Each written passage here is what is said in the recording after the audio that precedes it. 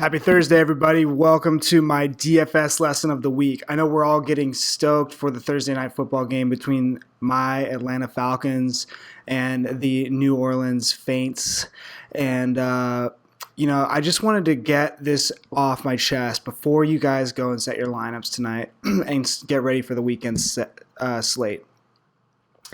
And it's the biggest mistake anyone can make in DFS.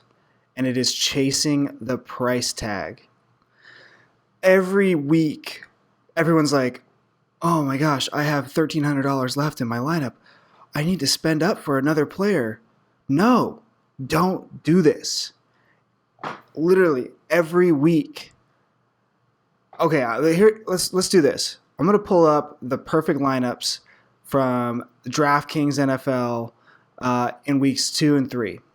They had ones for weeks 4 and 5, but for some reason those articles got deleted, so I can't show them to you right now. But just look at these numbers from weeks 2 and 3, and they're the same for 4 and 5.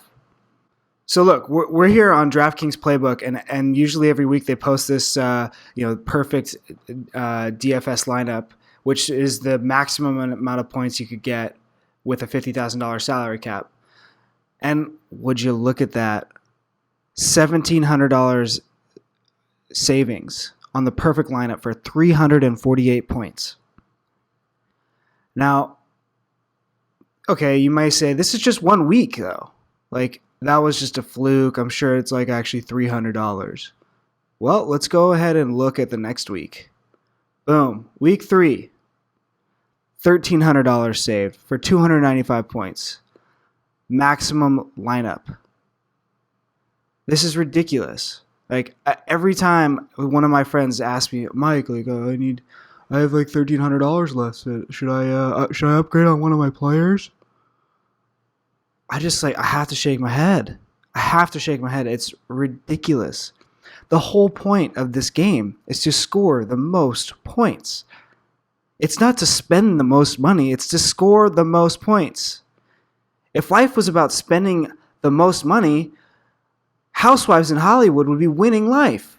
But they're losing life because they're not actually winning. It's their husbands, or there's actually a lot of really successful women in LA who have amazing jobs and don't spend all their money. They just go out there and win. Winning is about being smart and being the best. It's not about spending the most. So when you're playing daily fantasy sports, it's the same thing. Don't chase the price tag.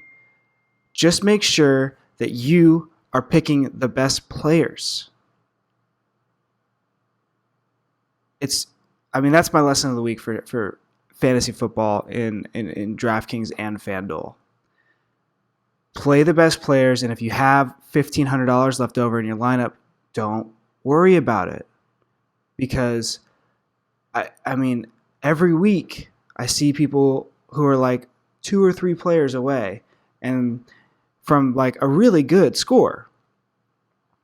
But the problem was that if they had just spent like $1,000 left and gone down to the guy who, he's not as well known, but he's in a way better matchup and he's going to get higher touches, well, that guy's going to have a better chance to get the ball and score with it.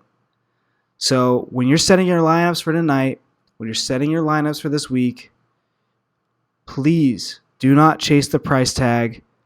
Use your brain. So that's it for my lesson of the week for week 6 NFL Daily Fantasy Sports. Sorry it was a little bit of a rant, but it's just like I get frustrated with myself too because I fall into the same trap sometimes. I'm like, man, I got Deion Lewis, but I have like $1,700 left over in my lineup, and then I go up and pay for Justin Forsett or actually Justin Forsett was pretty good last week, but I'll go and spend that $1,300 somewhere else in my lineup, and then the guy I moved away from scores like 35 points. So I'm working on it myself, and I just wanted everyone to have that in their heads this weekend. Be confident in yourself. Be confident in your research. Be confident in your thinking.